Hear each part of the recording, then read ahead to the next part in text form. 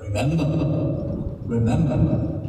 the 5th of November, the Gunpowder Treaty at Plot. I know of no reason why the Gunpowder Treaty should ever be forgotten. Guy Fawkes and his companions did the scheme contrive to blow the kingdom apart, all alive. 80 hours lay below, to prove all England's overthrow. But by God's providence, him they did catch, with a dark lantern lighting a match. A stick, and a stake, for King James's sake. If you want to get one, I'll take 2. The better for me, and the worse for you. A rope, to hang the boat.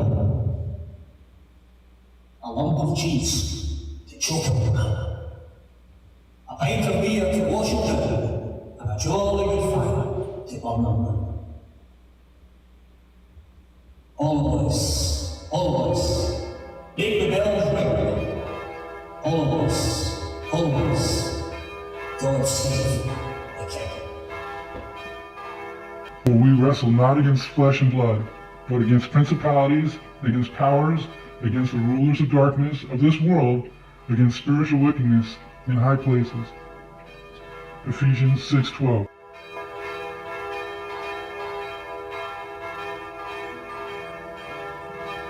At about midnight on the night of November 4th, Sir Thomas Kimmet, a Justice of the Peace, found Guy Fawkes lurking in a cellar under the Parliament building and ordered the premises searched. Some 20-plus barrels of gunpowder were found, and Fawkes was taken into custody.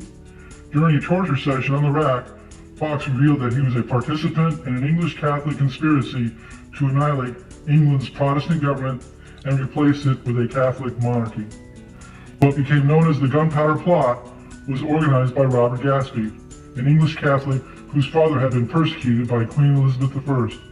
As November 5th of the Parliament approached, Gaspee enlisted more English Catholics into the conspiracy, and one of these, Francis Tresham, warned his brother-in-law, Lord Monteagle, not to attend the Parliament that day.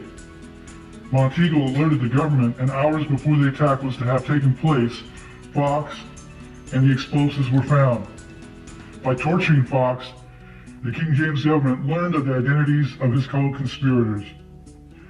Early in the morning, King James of England learns that a plot to explode the Parliament building has been foiled, hours before he was scheduled to sit with the rest of his British government in a general parliamentary session. Guy Fawkes himself was sentenced along with the other surviving chief conspirators to be hanged, drawn, and quartered in London. Moments before the start of this gruesome execution on January 31st, 1606, he jumped from a ladder while climbing into the hanging platform, breaking his neck and dying instantly. Versions of the poem have been widespread in England for centuries.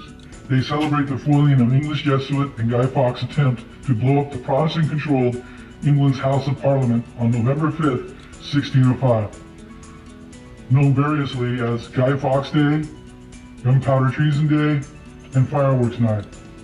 The November 5th celebrations, in some time periods including the burning of the Pope, or a Guy Fawkes in effigy, a demonically inspired attempt to kill the king with his authorized King James Bible. James was a good man and king, allowing Protestants, Catholics, and Jews to practice their faith accordingly and without persecution, unlike Catholic contemporaries who were persecuting and killing Protestants.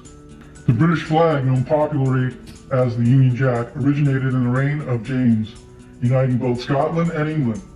In fact, the name Jack is a nickname derived from the James name. Now to address rumors that float around on the internet. Number 1, King James was not a Freemason. Rumors, that is, that James was initiated a Freemason in 1601. However, there is no solid evidence that James was ever a Mason at all. Not one single reliable source exists to support the idea. There are even good reasons why King James would have not been part of the lodge or craft at that time. Number 2, rumors of his supposed homosexuality. James and Queen Anne had several children together. only 3 of whom survived into adulthood.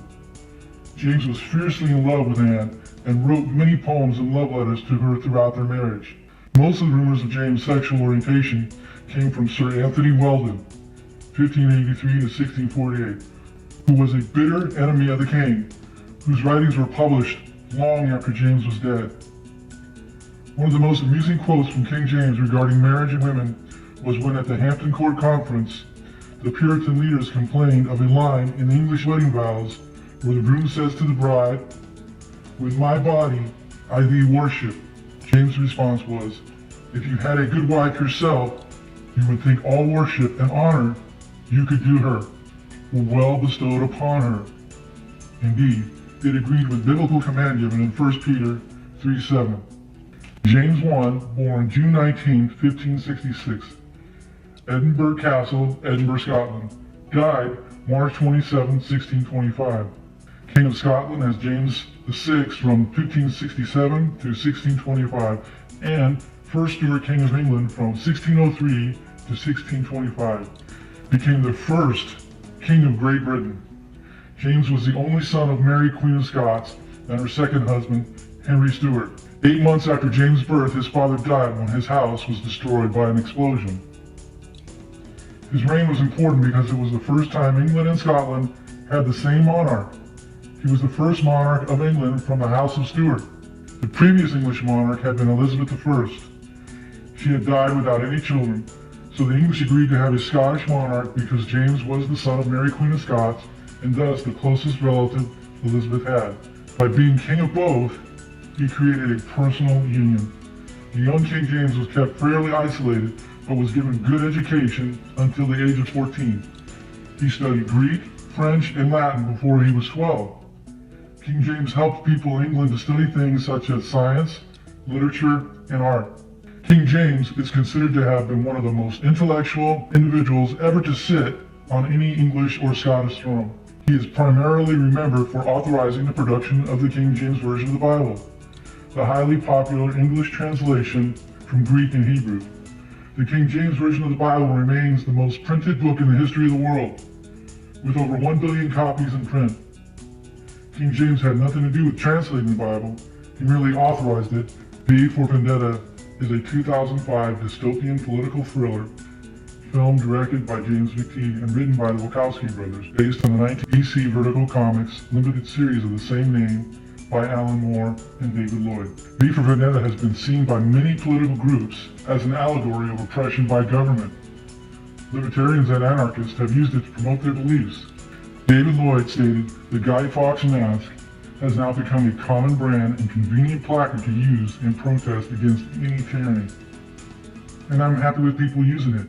It seems quite unique and an icon of popular culture, being used this way.